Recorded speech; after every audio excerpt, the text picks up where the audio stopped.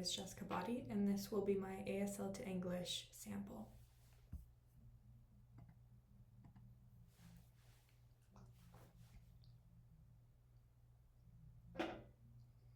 Hello, my name is Jaren George. So the reason I'm posting this vlog is because I want to go ahead and explain the GISH model. Some interpreters, you'll notice that they are struggling to take in information. They are trying to figure out how to piece it together and to figure out what exactly it means, and sometimes they'll get a word, they don't know what it means, and you'll notice they're struggling to interpret. Time is flying and they're trying to interpret, and the audience there watching the interpreter, they do not understand.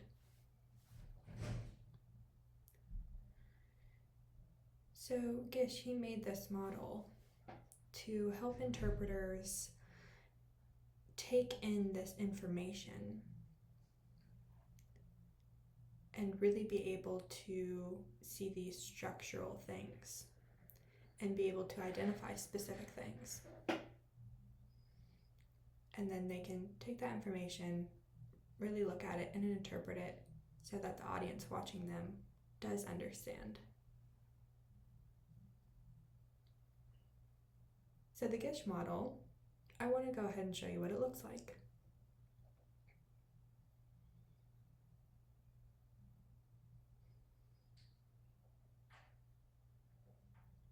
The GISH model has 5 parts. The first is goal. The second is theme. The third is objective. The fourth is unit. And the last one, 5th, is detail. So in this vlog, we'll go through each one, and when it's finished, hopefully you'll be able to apply this to your everyday interpreting. Now for the first one, it's goal. So when a person is presenting their message and you want to figure out what that means, you'll notice typically the goal is explained using one verb. For example, to persuade, to educate, to inspire, to call to action, and there are others as well.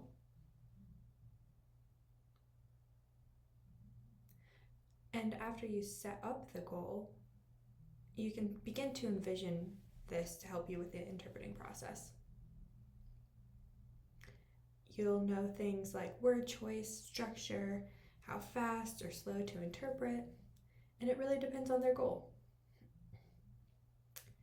So now that we've started with goal and you understand a little bit how to get that vision, we're going to talk about theme. So when this person is presenting their information, you'll notice that the theme is maybe 1 or 2 specific sentences connecting to their overall message. For example, let's say someone gets on stage and they're expressing their message, and their goal is to warn and educate. So now I've got an idea of the goal, so what's the theme? Let's say they're going through World War II, discussing World War II. Now I know their theme is that many things happened during World War II that made it easy to destroy the world or damage the world. That was destructive to the world. So that's this overall theme. The theme will help us know specifically what they're talking about. The goal we start to envision, and then we get the theme, and we're starting to get bigger picture stuff. Now I want to move on to objective. But let's take a minute to look back on what we've discussed. We have goal, what do they mean? Theme, their overall point of what they're trying to say. And objective.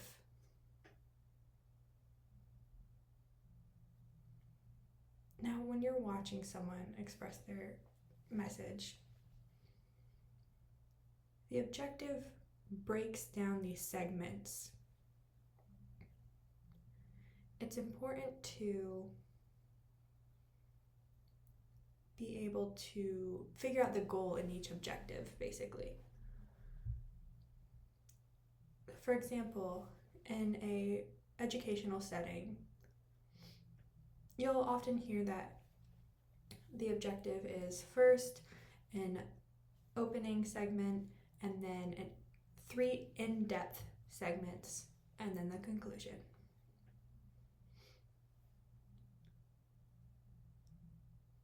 But they each have different objectives, and you'll notice different explanations on them as well. And it's important that all of them support the theme. So with the goal, I know what they mean. With the theme, I understand the overall message, helps me frame it. And the objective helps me to break down this message and to get kind of the goal in each of those. So now that we've discussed the first 3 parts, let's move on to 4th, which would be unit. Now I want to take a second to mention there's kind of a separation between objective and unit, or unit and detail, between the 3rd and the 4th. Now the first 3, goals, theme, and objective, will look at this message, and basically we as interpreters decide what it is. But units and details we're taking directly from their message. And that's a big difference between the first 3 and the last 2.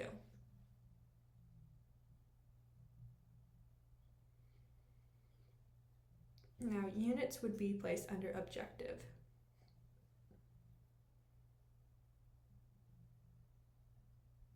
Objective is under theme.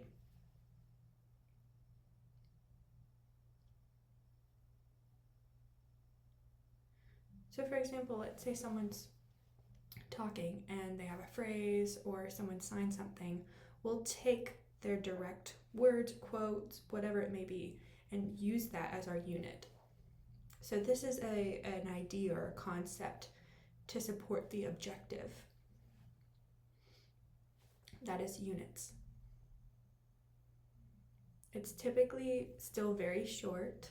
It's a quote, an idea, a sentence, a phrase. And these will connect to the objective. And I will give you an example. Let's say in art class at school, the teacher is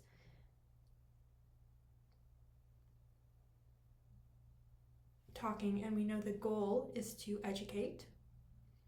The theme, we don't know yet. We're still watching, we're still trying to figure out. After watching, we can figure out that it's to discuss the color groups. So now we have our theme set up, and this helps us frame things. Moving on to the objective. So this will break things down a little bit.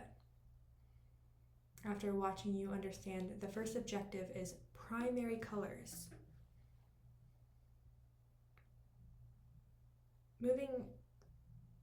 Fast forwarding a little bit, you can kind of get a gut intuition that maybe the next objective will be to discuss secondary colors. But right now the teacher is talking about primary colors.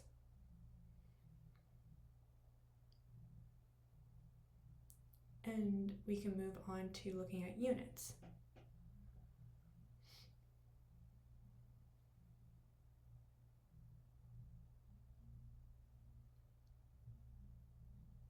So maybe the unit is to provide examples of primary colors. That's what they said. But now understand the objective has changed in class. They now want to discuss secondary colors. So that means you have to go back to the objective. You figured that out.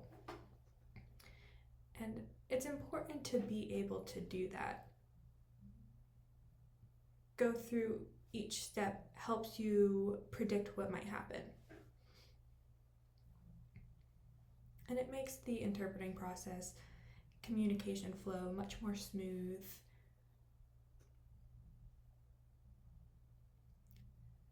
So once you finish with the first four, the last will be detail. So details are obviously very specific. It can be a number, maybe a name, a date.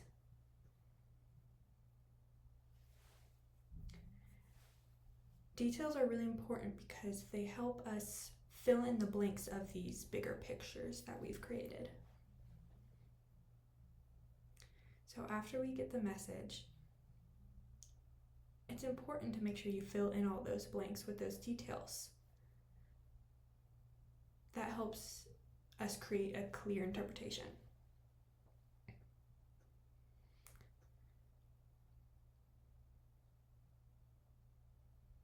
So let's say, for example, you miss a name being fingerspelled and you can't interrupt. What would you do? If you can't get the detail, you're going to want to move back to the unit. And I'll give you an example.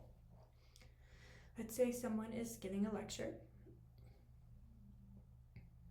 and they're talking about a girl. So the unit is girl.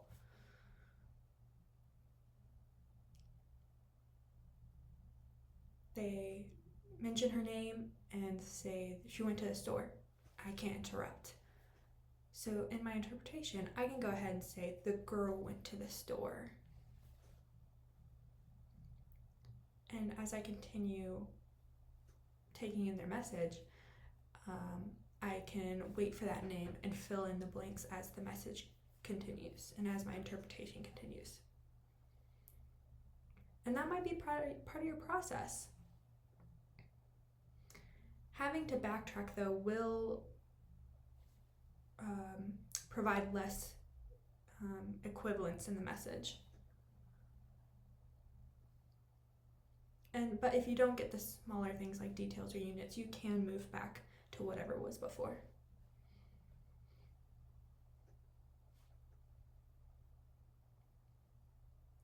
And it's really important that we recognize in the GISH model that the details rely on the units, so the units rely on the objective relies on the theme.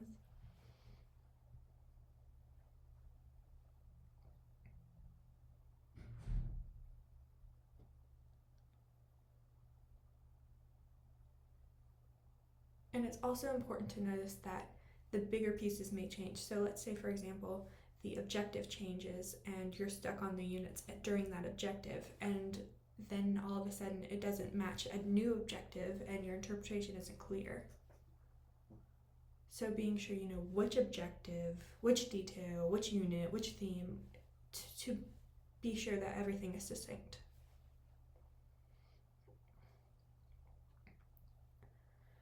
I think it's also important to mention that GISH, his model, it doesn't include register, style,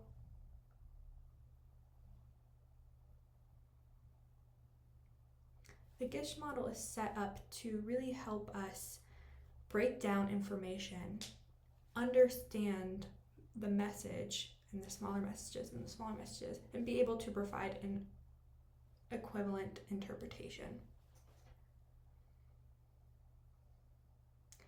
So the GISH model will benefit us because it provides this kind of framework, being able to identify each of these things, understand the message, and then present that.